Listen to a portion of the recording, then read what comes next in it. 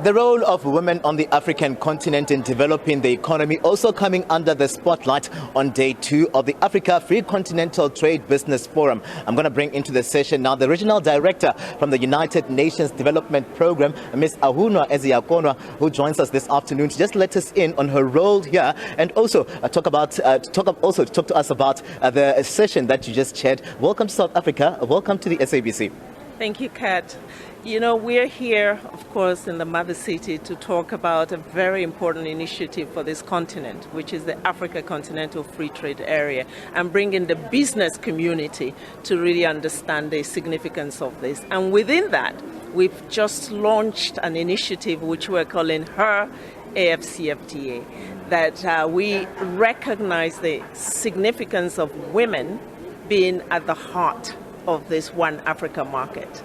That unless we, at this initial stage, bring in the needs of the women, the support that is required to unleash their trade capacity, this might not succeed. So that's the message that we're giving here, that women are the heart of they are actually the engine of trade. But often we create these wonderful initiatives and we make it an afterthought in terms of including women and empowering them. So we're changing that narrative and that reality today. That's encouraging. I mean, for the longest of time, we know that women have been left behind, and also on the African continent, women are not strategically placed in positions of power. So we're seeing a little bit of a twist, a little bit of a turn and change where that is concerned. Is it intentional to ensure that women really become at the forefront of what is happening as we work towards one economy for Africa? So when we listen to the women that we just heard in the room, former ministers of trade and industry, but also CEOs of companies, we see that what we're asking for here is not a handout, it's a handshake. We recognize that the strength is already there by women. We have women who are doing amazing things across all sectors. And we're not saying here, just do something for these women. We're saying that you are missing out if you don't bring these women to the center.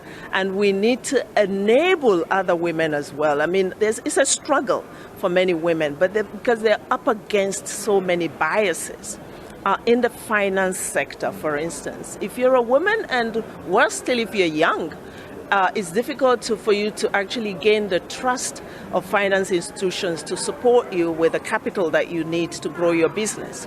If you're a woman and you don't own land, you don't have assets that give you the collateral for being competitive in getting the finances. So financing is a big one that we're looking at and how we support that.